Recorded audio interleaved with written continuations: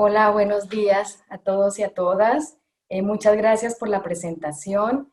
Es un gusto para mí estar la mañana de hoy con ustedes y bueno, tengo el honor de estar en este evento por la invitación del arquitecto Rodrigo Martínez, con el que tuve la oportunidad de trabajar con él y con su comunidad académica en noviembre del año pasado. Fueron experiencias importantes, interesantes para todos, para nosotros desde la UNAM y para ellos. Y creo que a partir de ahí se tejieron algunos lazos interesantes para seguir trabajando. Entonces, por eso estoy aquí. Muchas gracias, bienvenidos y voy a compartir, déjenme un momentito, comparto mi pantalla.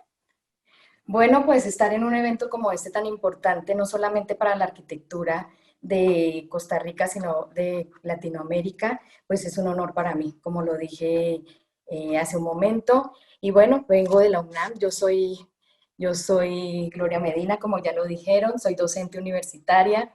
Yo creo que esto es una vocación muy linda porque me encanta hacer lo que hago y estar aquí pues es un honor y contar con la presencia de todos ustedes, pues es una responsabilidad importante para compartirles lo que les voy a compartir, porque justo tiene que ver con esta iniciativa de trabajar un taller de cartografías y que, bueno, en este momento yo voy a hablar un poco qué hay detrás de eso, ¿no? Porque el taller plantea una dinámica distinta que esperemos en un futuro cercano lo podamos realizar.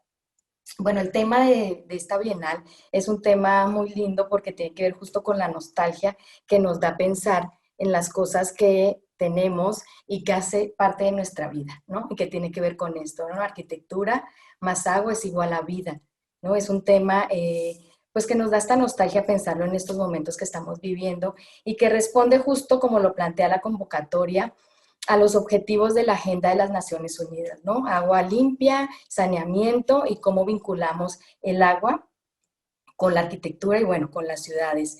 Y bueno, en este momento realmente pensarlo nos ha puesto de cabeza porque estamos viviendo situaciones complejas y difíciles a nivel mundial y creo que nos tenemos que revisar como individuos y cómo es nuestro trabajo y relación con el entorno. Entonces, bueno, pensando en eso, yo dije, bueno, hay que ver cómo voy a dirigir, digamos, como las ideas de esta ponencia. Entonces, bueno, dije, yo creo que darle la vuelta a la fórmula y pensar que la vida se ha vuelto lo más importante. Siempre ha sido importante, pero parece que la hemos perdido de vista en algunos momentos, ¿no? Entonces, la vida es igual al agua y a la arquitectura. Y lo planteo así porque me surgen muchas preguntas y creo que se van a ir dando cuenta en la medida que voy a ir como desilvanando lo que les voy a contar tiene que ver con eso, con estarnos preguntando muchas cosas y creo que este momento es ese momento ideal para hacerlo. Creo que justo la naturaleza nos obligó a poner la vida al centro y algo tan pequeño. No sabíamos que nos podía afectar tanto y paradójicamente ha producido muchas muertes, pero también ha producido muchos despertares y muchos cambios y transformaciones que seguramente el mundo los va a ir notando en la medida que vamos avanzando en este proceso. El agua, pues sí, el agua como un elemento vital, el agua como protagonista y justo protagonista en este momento, donde es parte de la sobrevivencia en este momento, ¿no? Nos indican todo el tiempo que nos tenemos que lavar las manos y hasta la manera de hacerlo, y para eso pues necesitamos el agua. Pero y entonces yo me pregunto, ¿dónde queda la arquitectura? Y me lo pregunto y es obligado, porque lo que nos reúne aquí es esto, ¿no? La arquitectura, la importancia de la arquitectura para la vida, para las ciudades y para desarrollarnos. En este momento, pues, encontramos los edificios solos, las calles solas, los espacios públicos solos. En la imagen de la izquierda, ese es el vestíbulo de la Facultad de Arquitectura de la UNAM.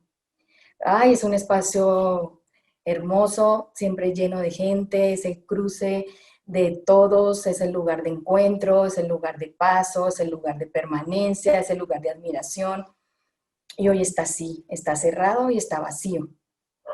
A la derecha está la calle Madero. La calle Madero en la Ciudad de México es una de las calles pues más importantes y simbólicas porque vincula el zócalo de la ciudad, el centro de la Ciudad de México, con la Alameda Central, que son dos espacios simbólicos, y esta calle sufrió todo un proceso de transformación urbana importante, y bueno, esta calle es incaminable prácticamente todos los días del año, porque está llena de gente, están todos los locales abiertos, todas las plantas bajas reactivadas, y hoy está así.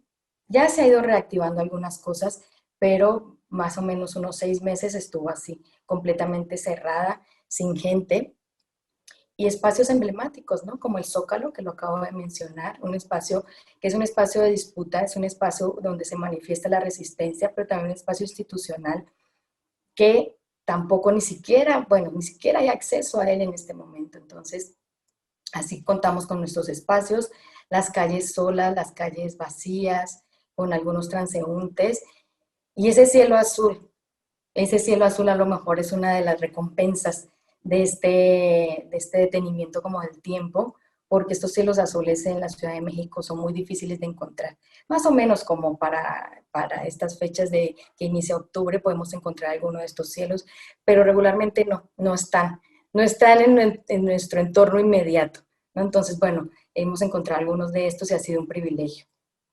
Me pregunto entonces, ¿cuál es la relación entre la arquitectura y la ciudad en la complejidad de la ciudad actual? Creo que esto es fundamental para entendernos porque todo el tiempo vivimos en los espacios, nos desarrollamos en los espacios y cómo nosotros mismos hacemos parte de la ciudad y de la arquitectura. Y es muy nostálgico pensar que no podemos habitar esos espacios ahorita. Y si sí los habitamos ya de una manera hasta institucionalmente marcada, ¿no? ¿Cómo lo estamos haciendo? Ahora, ¿cómo nos entendemos desde las personas? Es decir, cómo podemos entretejer esas realidades en colectivo, ¿no? A partir de una ciudad confinada, ¿no? Cómo, donde estas historias que nosotros tejemos con el día a día, pues se han detenido con esta emergencia sanitaria, ¿no? Que estamos viviendo. Entonces, creo que estamos como reescribiendo historias interesantes, pero también en algunos casos, o en muchos de los casos, pues dramáticas. ¿Cómo construir diversos escenarios? Y justo cuando hablo de cómo construir esos escenarios es pensando en qué podemos hacer, ¿no? Hacia adelante. Y creo que esa es la parte fundamental al hacerte las preguntas, porque tiene que ver con lo que queremos al futuro, ¿no? Que nos permitan repensar y generar alternativas de intervención a esos fragmentos particulares, porque cada uno en nuestro entorno tenemos un fragmento, e impactamos, desarrollamos, vivimos o estamos ahí confinados en ese fragmento, pero tenemos que unirnos para poder entender justo esas particularidades y realidades personales para poderlas compartir. Precisamente para esto, para transformar estos entornos con condiciones históricas, geográficas, ecológicas, físicas, sociales, particulares. Y yo creo que ahí es donde está la riqueza, preguntarnos esto para poder ver cómo nosotros vamos a intervenir y cómo eso lo trabajamos juntos, en colectivo. Y sobre todo, pues desde la academia es muy interesante porque es justo, creo que es como el espacio ideal, es el espacio para, ¿no? Para hacer eso, para preguntarnos. Y bueno, nosotros lo hacemos de esta manera en las aulas, y creo que esta no es una tarea fácil, pero es una tarea, como decía yo al principio, a mí me encanta y creo que es parte de cómo construimos sociedad y cómo la vamos transformando, porque nosotros tenemos la posibilidad justo de trabajar con los jóvenes y de trabajar pensando en cómo se van construyendo esos procesos de pensamiento y cómo también vamos transformándonos y construyéndonos entre todos. Y cómo al final la idea de esto es que podamos transformar el mundo juntos y cada quien desde el lugar donde se dedique a trabajar o donde quiera participar. Y entonces creo que una de las tareas fundamentales para nosotros es esto: cómo promover en ellos y en ellas la cultura del cuidado y de la responsabilidad. Y creo que eso es algo que tenemos que empezar a trabajar todos, que tenemos que empezar a trabajar, que no dependemos solamente de un sector, que sí es el sector que más nos ha apoyado, que tiene que ver con el sector salud, sino nosotros mismos, cómo pensamos y cómo trabajamos nuestra mente en esa cultura del cuidado desde nuestro cuerpo y cómo lo hacemos también en relación al entorno. Trabajamos en el taller porque es una herramienta pedagógica muy interesante donde se nos permite pues promover en ellos una serie de aprendizajes que además nos permite hacer un trabajo colaborativo, un trabajo colectivo y un trabajo participativo. ¿Qué significa hacer ese tipo de trabajo? Es ir construyendo argumentos y generando una serie de situaciones y de posiciones de cada quien y a partir de ello hacer toma de decisiones en consenso. Es decir, cómo trabajar en equipo es fundamental para construir estas ideas en colectivo, pero sobre todo, y creo que es una de las partes más interesantes y que en particular nosotros lo hacemos en la UNAM, es trabajar la autonomía.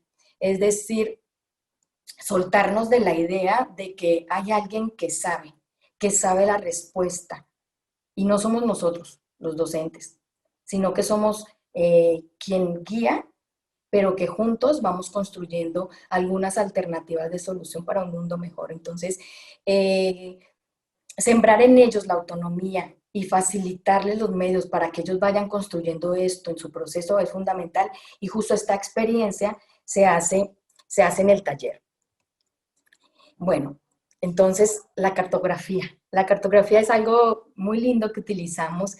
Entonces, bueno, para aclarar un poco de qué se trata, para entender, digamos, qué es y cómo la cómo la aplico y se los voy a ir mostrando. Bueno, la cartografía, si lo buscamos como una definición de diccionario, tiene que ver con la ciencia que se dedica al estudio y a la elaboración de mapas que sirven para la navegación y para la ubicación del ser humano. Me encantó porque es una definición muy elemental, pero para mí es muy profunda, porque justo ese es el sentido que le damos para que lo podamos utilizar como herramienta. Entonces, es fundamental porque empieza a orientar y a guiar estos descubrimientos que hacemos en la ciudad. La ciudad finalmente se vuelve un laboratorio para ver, para analizar y finalmente para intervenirlo. También se vuelve como la ruta de estas aventuras de pensamiento, ¿no? De qué pasa si hago esto, qué pasa si hago esto otro, y cómo vamos eh, espacializando la vida, cómo vamos espacializando y leyendo en esas microgeografías la vida y cómo todo eso se vuelven herramientas para el diseño y para proyectar. Entonces, este es un mapa del México antiguo. Si ven, México nace sobre una laguna y está, digamos que es muy elocuente esta imagen que tiene que ver justo con el tema de la Bienal y la importancia del agua para los seres humanos, para la vida y para esta ciudad. Y el esquema de la derecha es un esquema que a mí me gusta mucho porque fue el producto de una serie de trayectos y de prácticas dibujadas por las personas que habitan una colonia que ahorita les presento como caso de estudio que trabajé en mi investigación y que genera una serie de líneas que parecieran a lo mejor como con un gráfico eh, indistinto o aleatorio, pero justo es eso, cada quien transita, pero también hay lugares de encuentro. Y esos lugares de encuentro resignifican. Y justo ese es como el sentido que tiene el trabajo con la cartografía. Entonces, bueno, esas eran como las primeras ideas como para ubicarnos, porque el taller, porque utilizar las cartografías, porque el trabajo desde el aula y porque la importancia de este trabajo en el aula para desarrollar todo este mundo que tienen los jóvenes hoy en día y que les tenemos que orientar de manera importante sobre la disciplina y sobre qué van a hacer ellos para intervenir la ciudad cuando les toque y desde donde les toque. Entonces, bueno, lo dividí, digamos, en 3 capítulos que tienen que ver justo con los 3 temas que, que se están planteando como tema general de la Bienal. Entonces, vamos a empezar por el agua. Como lo planteé al principio, le di la vuelta a la fórmula, entonces arrancamos por ahí. Y bueno, también una aclaración, los ejemplos y las cosas que pongo son de la Ciudad de México, ya se dieron cuenta que son. Entonces, algunas cosas seguramente que ocurren aquí no ocurren en otras ciudades latinoamericanas. Entonces tenemos diferencias, pero yo creo que también tenemos muchas similitudes y ustedes van a encontrar muchos puntos de encuentro. O a lo mejor van hacia allá y creo que eso que otros lean desde un caso particular es fundamental y eso también hace parte del proceso que llevamos en el taller y en el trabajo de las cartografías. Entonces, bueno, se va a hablar en general de todos los datos y de todas las cosas de la Ciudad de México. La vida, la vida, la vida humana y la vida urbana. Entonces, en ese sentido también es importante precisarlo. ¿Y por qué entonces trabajar este tema a partir de las cartografías socioespaciales? Porque con esto se pretende justo sensibilizarnos con respecto al entorno que nos rodea. Y yo creo que hoy es fundamental, es obligado. Yo creo que estamos en una emergencia en nuestras relaciones con las otras personas. Y creo que es un tema que tenemos que trabajar y no es un tema solamente social, sino que es un tema que nos compete a todos, ¿no? Entonces creo que desde las aulas es un tema fundamental para trabajar. Encontrarnos en un lugar, en un tiempo específico, es fundamental, pero ese tiempo específico siempre está situado en un lugar, pero además derivan una serie de descubrimientos que hacemos todo el tiempo y muchas veces ni siquiera nos damos cuenta, pero hacerlo consciente es fundamental porque nos permite construir una serie de estrategias sociotemporales, socioespaciales, espaciotemporales, y todo esto, incluyendo las emociones, todo esto nos permite comprender el espacio y el lugar de una manera multidimensional y también multiescalar. Entonces, creo que poder entrar en todos estos elementos a partir de quiénes somos, creo que es fundamental. Y bueno, el propósito justo de las cartografías o del trabajo con las cartografías socioespaciales es poder tomar prestado, ¿no?, de otras disciplinas, en particular las cartografías no solo son de la geografía y las socioespaciales tienen que ver con los sociólogos y los antropólogos, la utilizan mucho, tomar estas herramientas nos permiten aproximarnos a la arquitectura, pero con una mirada más completa, una mirada lateral, una mirada abierta a un mundo que nos está pidiendo respuestas y respuestas diferentes, sobre todo en este momento.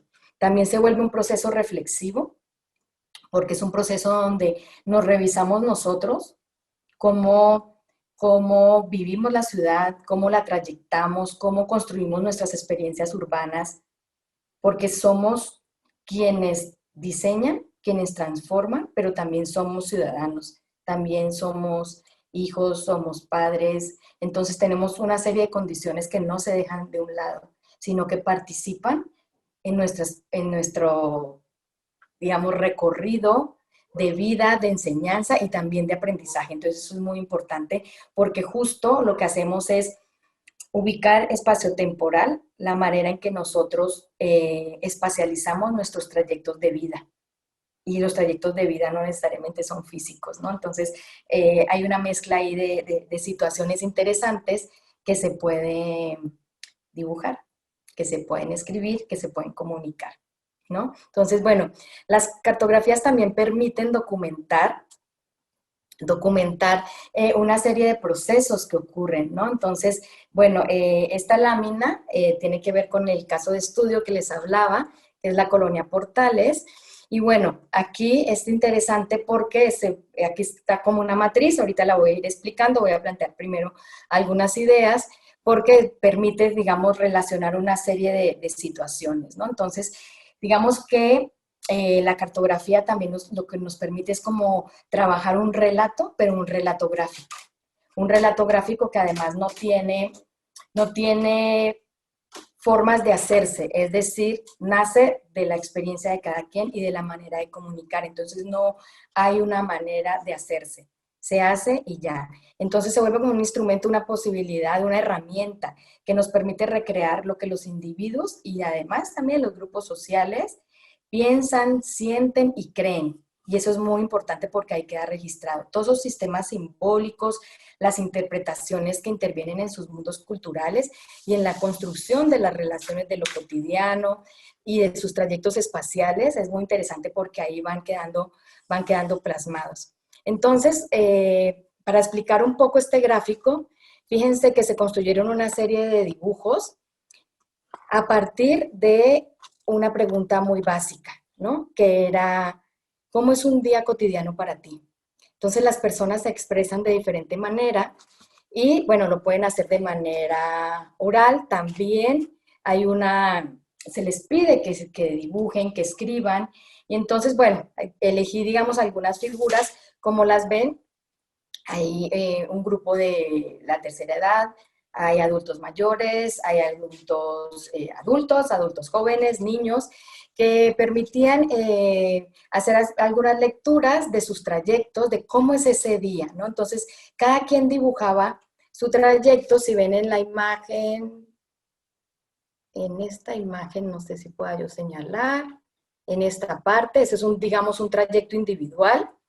Y este que vimos en otra diapositiva anterior es la sumatoria de una serie de trayectos de diferentes personas.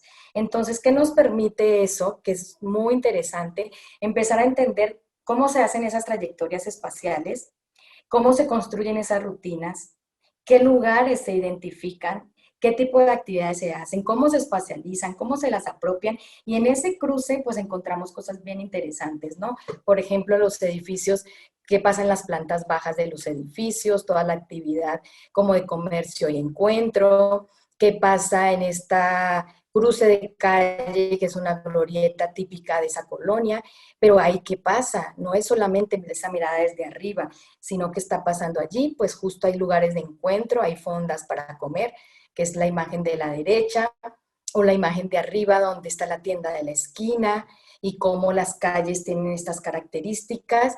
Y en el dibujo, en la foto de hasta abajo me parece interesante porque justo en esta foto aérea lo que se puso fue cuáles eran estos puntos donde coincidían la mayor cantidad de personas y cuáles eran esos trayectos más acompañados, aunque la gente no se conociera. Entonces, eso traspasa, ¿no? Esta mirada solamente, digamos, como fría del observador, y lo que hace es que empieza a sumarle a esta mirada cualitativa del entorno y de este laboratorio que estamos viendo para entender a las personas, cómo se mueven en el espacio y también qué intereses tienen con respecto a eso. Y me parece que eso es fundamental, porque nos permite plantear además otras preguntas justo que tiene que ver con lo que estamos viviendo, ¿no? Entonces, eh, perdón, me voy a regresar porque me falta algo. Antes de pasar a lo que sigue. Entonces, creo que esto nos permite preguntarnos cosas de cómo esas historias urbanas se han desilvanado y cómo entretejer nuevamente esas realidades en una ciudad confinada, donde estas dinámicas cotidianas ya no se dan, ¿no? Entonces, eh, esta imagen, por ejemplo, del tianguis, ¿no? Que se toma la calle. Entonces, ¿cómo transcurren esas actividades a partir de una situación donde nos dicen no puedes salir y quédate en casa, ¿no? Y en ese sentido, creo que tenemos que precisar algunos términos importantes que a mí me interesan mucho, que he venido trabajando desde hace ya varios años y que creo que explicarlos o precisar de qué estamos hablando cuando hablamos de lo público y cuando hablamos de lo privado es importante para entender, digamos, cuál es el argumento detrás de utilizar una herramienta como la cartografía y de trabajar con la gente para poder diseñar los espacios que se requieran y no los que nos digan que tenemos que hacer desde otras instancias, ¿no? Desde la normativa, desde la institución.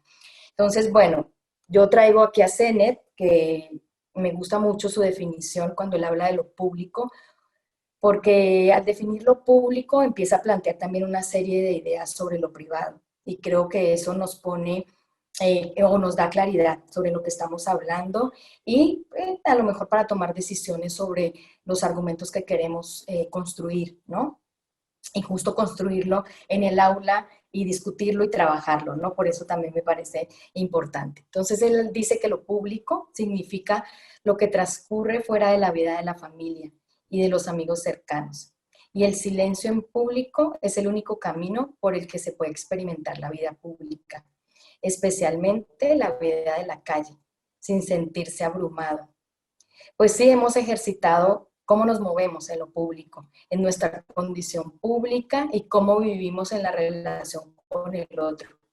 Son situaciones de vida cotidiana, ¿no? Y esto, digamos, siento que Sene lo describe bastante bien. Y bueno, en esto me pregunto yo entonces, ¿cómo se entiende entonces ese sentido de lo público en el espacio privado confinado de nuestra casa hoy? Creo que son preguntas necesarias, creo que no podemos dejarlas pasar porque son cosas que nos están pasando todos los días y que hemos convertido este espacio privado, porque ahora estoy en mi espacio privado para poder llegar a ustedes y ustedes seguramente también lo están. Entonces, creo que son preguntas interesantes de ir desarrollando. ¿Cómo entendemos este espacio contenido exclusivo, exclusivo para el mundo de la familia y de los amigos? ¿No? Este mundo conocido.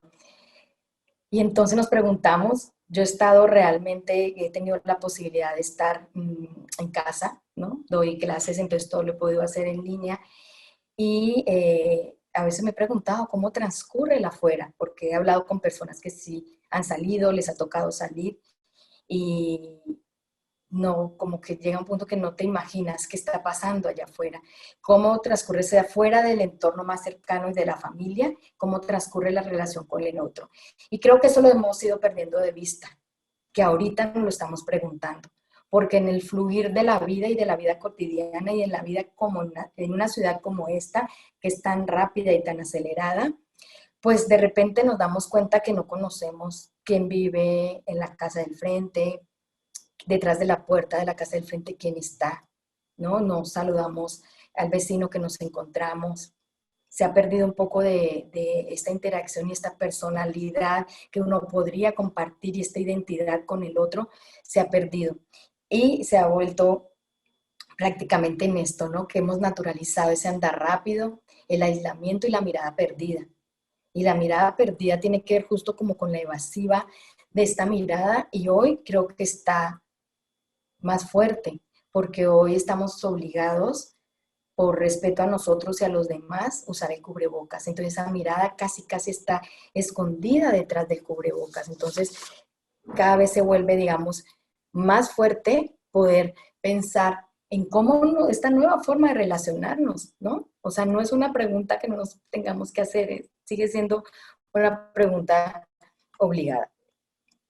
Esto pues nos pone en la experiencia de cómo estamos viviendo este espacio privado y qué tan privado es lo privado, ¿no? Creo que son preguntas muy interesantes porque justo en este momento en el que estamos a lo mejor mirándonos hacia adentro y regresando justo al ejercicio de las cartografías, ¿cómo podemos definirlo? ¿Cómo podemos dibujarlo? ¿Cómo podemos comunicarlo? Y creo que en este momento es una herramienta fundamental para trabajarlo en el aula y el aula que ahorita es el aula virtual, ¿no? Entonces creo que es un ejercicio que nos puede ayudar justo para pensar cómo estamos habitando nuestros espacios y cómo los estamos pensando, porque nuestros espacios privados se habían vuelto espacios como muy frágiles, como de poca dedicación, porque siempre estábamos afuera y ahorita no. Entonces creo que es muy interesante pensarlo así y creo que se vuelve un ejercicio necesario.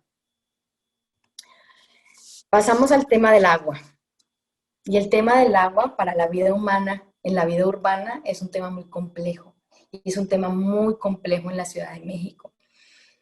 Y con esta invitación a pensar el agua limpia, el agua saneada, el agua como vinculación con la arquitectura, pues es nostálgico, es un elemento que le da belleza a la arquitectura, que hace parte de la arquitectura, que se trabaja con él, ¿no? Como concepto, como inspiración, pero creo que entendido desde esta mirada en la Ciudad de México, creo que se vuelve pues un elemento vital que va más allá de esta nostalgia, que tiene que ver con cómo sobrevivimos aquí y cómo se sobrevive pensando en que el tiempo se agota, ¿no? Como lo plantea una lámina de Pumagua, de la UNAM, que trabaja todo el tiempo con sistemas y con planteamientos de qué hacemos con el agua, cómo la recuperamos. Y como vimos en la imagen de la cartografía, pues esta ciudad tiene un suelo lleno de agua, tenía, y lo hemos ido agotando cada vez más, se ha ido agotando. Y bueno, la lámina de la derecha es un documental muy interesante que lo pueden buscar. Y bueno, la Ciudad de México ha sufrido desabasto de agua desde que los lagos formaban parte de su territorio. Se fueron drenando los lagos para ganar terreno para el crecimiento demográfico de la mancha urbana. Y justo está la mancha urbana que crece y crece y crece y que pues lo que genera pues esto, ¿no? El desabasto, noticias de la crisis de agua, del agua en la Ciudad de México y pueden buscar estadísticas, números, hay muchísima información podríamos encontrar, ¿no? Pero básicamente creo que estas imágenes son muy elocuentes para expresar lo que se vive todos los días, ¿no? Como aunque hay suministro de agua, el agua sigue siendo pública, digamos, eh, muchas veces no llega, muchos días no llega a las colonias en la Ciudad de México, entonces el agua se tiene que comprar. Se tiene que comprar, se tiene que llenar botes todo el tiempo, se tienen que tener tanques, tinacos afuera de las unidades para poder sobrevivir y poder llevar esta agua a las casas. Entonces, es un tema que ha sufrido la ciudad y que es muy fuerte y que en las colonias centrales también es un tema más fuerte todavía. Son imágenes de la colonia Portales, una colonia que, digamos que en los orígenes de la ciudad está ubicada al sur, sin embargo, con el crecimiento tan grande de la ciudad, pues es una colonia que quedó al centro, ¿no? Al centro de la ciudad relativamente. Y hoy el centro, parte de, como del centro físico de la ciudad está la colonia Portales, es una colonia que ya está definida como una nueva centralidad, tiene una conectividad importante, rutas de buses, rutas de trolebús, metrobús, del metro también, estaciones de metro, entonces es una colonia que está muy conectada y con una vida, o sea, tiene eso, pero además tiene una vida barrial muy activa. Entonces, hay como dos elementos muy interesantes que la hacen como un potencial de explotación en la redensificación.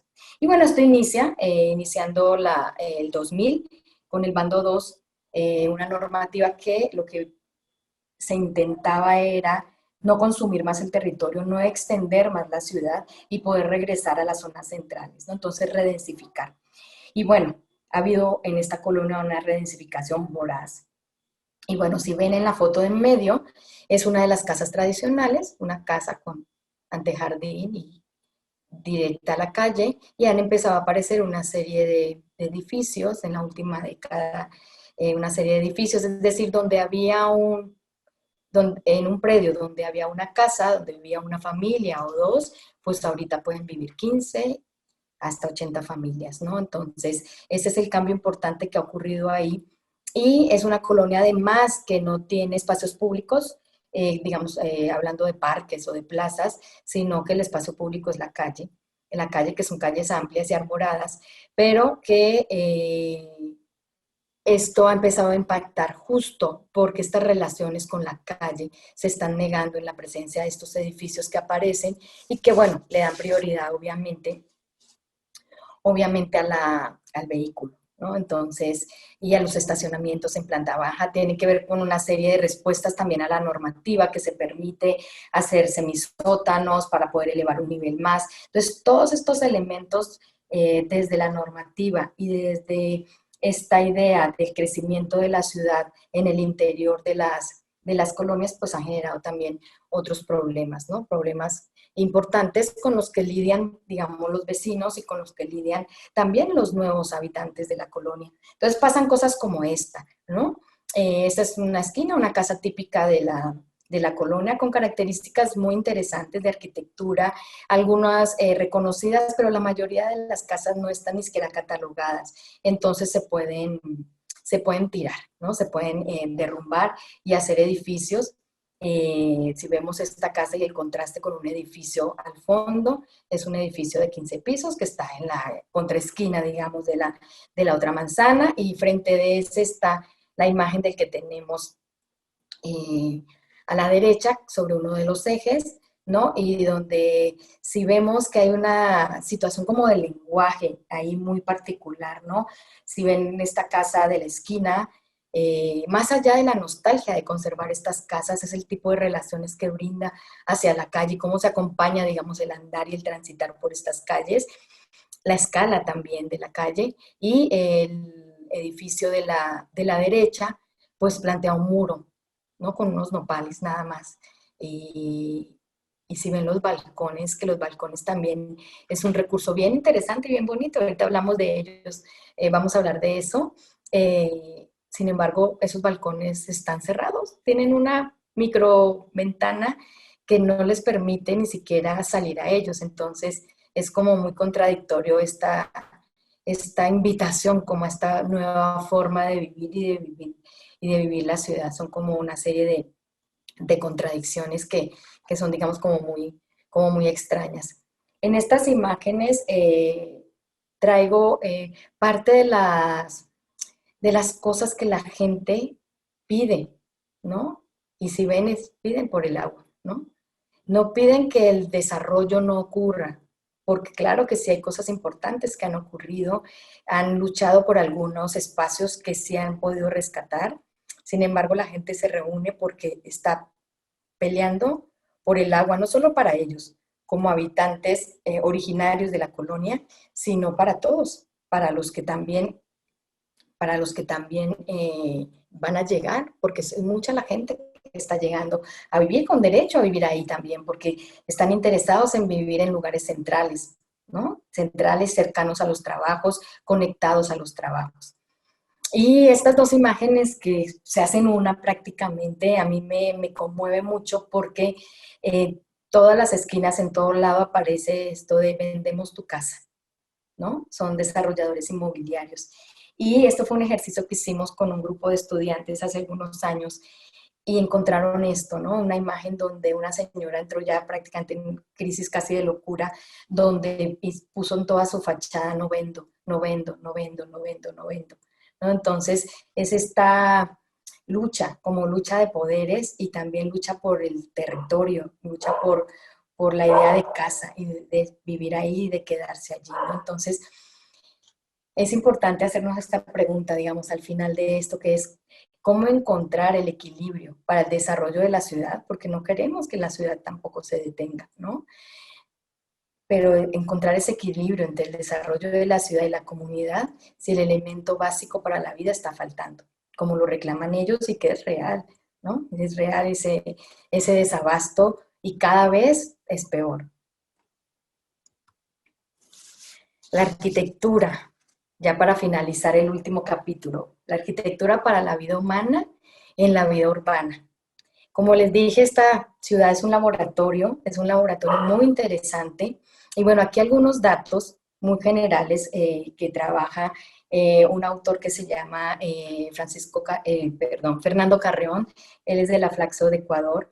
Y es muy interesante porque él tiene muchos trabajos sobre las ciudades de América Latina y habla de esto, como que acuña un concepto que es el continuum urbano-urbano, ¿no? Ya no es esta idea rural-urbana, ya digamos en una ciudad como esta pues ya desapareció. Entonces algunos datos, en los 50 el 41% de la población era urbana, en el 2000 se subió al 78% y ahorita estamos en el 81%. Pero lo más fuerte de estos datos es que el crecimiento del número de habitantes, del crecimiento del porcentaje de la población urbana es el crecimiento de pobres y de indigentes. Es decir, que hay un crecimiento de la ciudad, pero hay un crecimiento en este proceso de crecimiento de la pobreza, ¿no? Y esa pobreza pues obviamente está ligada a la exclusión, a la precarización del empleo, al empleo informal, al crecimiento de la tasa del desempleo. Y esto estamos hablando antes de la pandemia. Lo que nos pronostican son cosas muy difíciles que vienen a partir del siguiente año, justo con la caída de la economía. Entonces, bueno, no sabemos qué va a pasar. Pero, bueno, la ciudad en los 50 pues se fue yendo hacia la periferia, pero luego hay un regreso. Hay un regreso y ahorita pensando en estas nuevas centralidades, como el ejemplo de la colonia Portales, pues la ciudad pasó de ser como esta ciudad de fronteras, porque esta ciudad ya no puede más, ni siquiera con la administración de la ciudad por los traslados tan largos, pues a una ciudad más abierta y vinculada prácticamente en red, que es justo lo que tenemos, ¿no? Sin las redes de transporte masivo, colectivo, la Ciudad de México ya hubiera colapsado. Si así nos sentimos colapsados, imagínense sin esas conexiones en red. Eso ha sido súper importante para que esta ciudad, digamos, pueda sobrevivir. Regresamos a la colonia Portales y justo es esto, como esta densidad y esta densidad y este crecimiento pues ha ido deteriorando algunas cosas, pero también ha ido reestructurando algunos procesos, ¿no? Porque digamos que en la llegada de los edificios no, y de los nuevos habitantes, la construcción de estos nuevos edificios y la llegada de los nuevos habitantes no es que sea malo, creo que es una aportación también y es importante para la ciudad, pero la manera en cómo estos edificios se relacionan con las calles, pues justamente rompen con la relación de las personas con la vida cotidiana de la calle, con esta relación público-privada que se nos da y que se nos da de manera natural, ¿no? Entonces, en la imagen del centro, que es una casa, digamos, típica, tradicional, pues es una casa que permite esa relación, ¿no? O sea, puedes transitar por una calle y te sentirte acompañado, ¿no? No sabes quién está adentro, pero no importa, la ventana acompaña. Y cuando tenemos solo muros o puertas, pues esa relación prácticamente se rompe. Y justo, bueno, ha sido también una idea de no extender la ciudad y de poder potenciar los vacíos, los pocos vacíos centrales, ¿no? Entonces, la idea es interesante justo por no extender más la ciudad, pero también hay formas de poderla plantear y podernos relacionar, porque estos cambios en las formas urbanas, pues efectivamente nos cambian los modos de habitar y los modos de relacionarnos, ¿no? Y cambia la mirada. Y en una descripción básica de cómo transita, ¿no? Una persona por una de las calles, pues al final transitamos aislados y más ahorita, ¿no? Donde el celular se ha vuelto un elemento fundamental, nos introyecta, todo el tiempo estamos caminando y hemos desarrollado la habilidad de caminar con el celular, pero además también los dispositivos hoy en día nos exponen y entonces este espacio se vuelve muy relativo, porque es un espacio temporal que es, eh, no sé si a veces absoluto y a veces lo relativizamos, esto de la virtualidad, esto de pensar en la productividad a partir del no desplazamiento, de esta, como ya algunos lo llaman el sumismo, ¿no? De que estamos aquí inmersos en esto y con un crecimiento exponencial del tiempo, ¿no? Porque aparentemente tenemos más tiempo para dedicarle a las actividades, pero al final esto se vuelve como un continuo, ¿no? Como una línea en la que no paramos, sino que estamos todo el tiempo conectados. Estamos en este aislamiento de espacio y de tiempo y detrás de esto emergen estas preguntas otra vez sobre el espacio público. Y este espacio público real, virtual, ¿no? Porque ahorita estamos en un espacio público, en una plataforma pública, que la tecnología no lo permite en este momento, no lo permite estar, pero cada quien estamos en nuestro espacio privado, ¿no? Entonces es una cosa que realmente es como un poco difícil de entender como conceptualmente, y entramos al espacio privado del otro. Con un clic ya estamos conectados, ¿no? Conectados rápidamente. Y se rompe la barrera de lo íntimo. Y esto que pasa en lo cotidiano, ¿no? O sea, esto es una de las experiencias urbanas que vivimos en la Ciudad de México, donde estamos entre todos, estamos cada quien sumergido en lo que puede, en lo que tiene, y entonces ahí hay como un cúmulo de relaciones íntimas en nuestro espacio privado, pero desarrollándolas en el espacio público, ¿no? Entonces se vuelven una serie de experiencias urbanas que están en nuestro imaginario cotidiano, que hoy que no podemos salir, a lo mejor hasta se extrañan, ¿no? Se sienten como nostálgicas. O la imagen de la derecha, que es una imagen pues, donde hasta los eventos sociales los podemos compartir, el compartir con amigos, pues lo hacemos de esta manera, ¿no? Y ahí a mí me surge una pregunta, ¿es esta acción un acto invasivo? Entonces, es muy interesante porque ahora que estamos dando las clases de esta manera, pues a veces prendemos la cámara, los jóvenes a veces la prenden, a veces no, depende si hablan, depende del internet. Entonces, es muy interesante estar analizando estas situaciones y cómo nos vamos a seguir comunicando los seres humanos, que eso yo creo que es fundamental. Considero entonces que a partir de esto, pues hay que reconceptualizar varias cosas, ¿no? Reconceptualizar al individuo como un ser singular, sí, claro que sí, tenemos nuestra singularidad y nuestra autonomía y eso es importante conservarlo, respetarlo, pero también esa manifestación en las prácticas sociales es necesaria porque tiene que ver con la experiencia de cómo nosotros experimentamos el espacio. La experiencia espacial es fundamental y es fundamental sobre todo para nosotros que nos estamos formando para este quehacer disciplinar, ¿no? Y se hace necesario comprender esto como espacio social, como ese espacio que nos contiene a todos, ¿no? Ese espacio que es importante para entendernos en la relación con el otro. También es importante pensar en esto del espacio privado, digo, en este cruce de la mirada en el sentido privado y el silencio como experiencia en la vida pública. Pareciera que las personas tenemos pocas posibilidades de acciones civilizatorias en la actualidad, es decir, comportarse como miembros de una comunidad de la sociedad. No sé, yo esto no lo pondría ni siquiera como aseveración, sino casi como habría que preguntarnos, ¿no? ¿Qué posibilidades de acciones civilizatorias tenemos?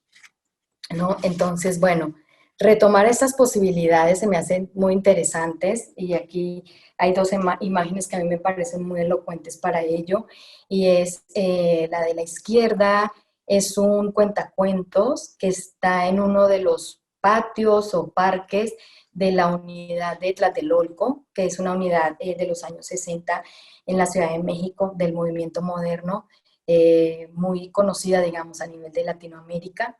Es un espacio que pues está vacío, pero él lo toma y practica su acción cotidiana, diaria, ¿no? Entonces, se me hace muy interesante cómo podemos como retomar estas acciones que nos dan otras posibilidades, justo de esta idea de cómo civilización, qué vamos a hacer, ¿no? Y ese es el campus central de Ciudad Universitaria. Esto es una práctica que se hacía antes de la pandemia y se sigue haciendo no con las personas tan cerca, pero creo que es un espacio que justo permite eso, ¿no? Como reencontrarnos. Y a lo mejor esa es una posibilidad para regresar a Ciudad Universitaria, tanto que la extrañamos todos. Entonces, bueno, ya para finalizar, ¿qué podemos hacer hoy? Y creo que no está sencillo desde la disciplina, pero creo que lo tenemos que trabajar. Y desde la disciplina creo que entender justo esto del ámbito público y privado, que se va entrelazando, que se ha venido transformando, revalorando con angustia en estos momentos, pero también yo creo que con mucho placer, desde la ventana, desde el balcón, desde la terraza, desde estos espacios privados, pero que ahorita tienen un sentido público, ¿no? Porque nos permiten relacionarnos con el fuera. Y creo que eso es parte de las dinámicas de hoy. La relevancia cotidiana de estos espacios creo que es fundamental, creo que es clave de pensar que tenemos que explotarlos más y que va más allá de unos metros cuadrados más o menos en nuestras construcciones, sino que es la manera que nos permite mirar hacia afuera y relacionarnos con la calle, ¿no? Estos signos de intercambio de miradas, de situaciones que justo tejen esto, ¿no? El límite imaginario que existe entre dos cosas, entre estos dos ámbitos tan amplios, tan abiertos, pero que nos hacen sentirnos como personas, ¿no? Como humanos. Esta pregunta es interesante porque justo tiene que ver con esta imagen de la izquierda, es una imagen de uno de los parques más emblemáticos de Medellín, una de las plazas más importantes, cómo están los niños jugando con el agua, y creo que también es una añoranza en este momento, ¿no? Como ese elemento tan importante que ahorita lo necesitamos para poder sobrevivir, poder lavar las manos, poder tener esa higiene necesaria para cuidarnos de la salud, cuidarnos la salud, pues es un elemento también de juego, de vida y de diversión y cómo poder regresar a estos espacios para utilizarlos. Es decir, cómo podemos entretejer entre los hilos de estos procesos de transformación formal y social, de los comportamientos de nosotros, ¿no? Los individuos, de nuestras actividades y de la forma como nos apropiamos de nuestras realidades cambiantes.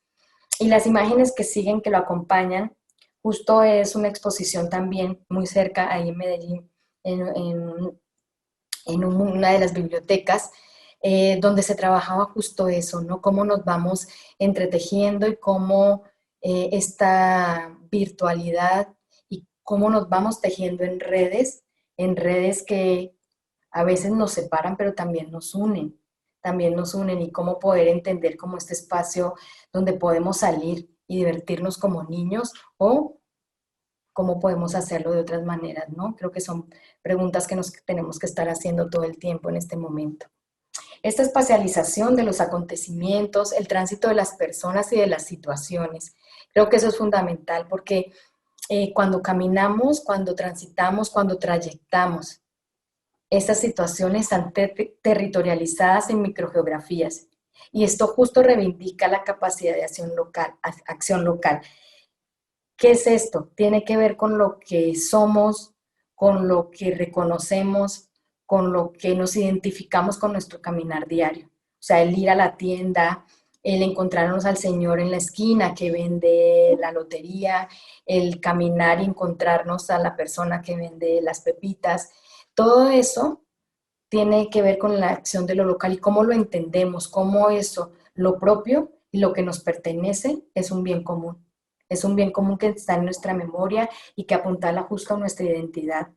Y escuchando algunos autores en estos tiempos, digo escuchando porque pues hay muchas ponencias en línea en estos momentos, pues justo esta idea de tener el cubrebocas todo el tiempo como que altera un poco esta idea de identidad porque ni siquiera nos permite reconocernos, ni siquiera entre los que nos conocemos a veces no logras identificar a las personas justo porque ya tenemos un objeto sobre la cara y no nos deja identificarnos. Entonces, resignificar es dar vigencia histórica y creo que eso es lo que tenemos que hacer. Construir sociedad y generar sentido de pertenencia y pensar la ciudad como bien común. Creo que eso es fundamental, fundamental para poder hacer mejores ciudades, para poder hacer mejores lugares para la vida humana y para la vida urbana. Bueno, me despido con dos preguntas. Creo que son preguntas no para contestarnos ahorita, sino para que nos las llevemos para pensar. Creo que son importantes. Y es qué significa lo público desde esta nueva realidad y cómo entenderlo hoy desde el nosotros y nuestra condición humana como seres sociales. Creo que es importante hablar de esto y hablarlo sobre todo en colectivo. Los dejo con esto. Muchísimas gracias. Buenas tardes.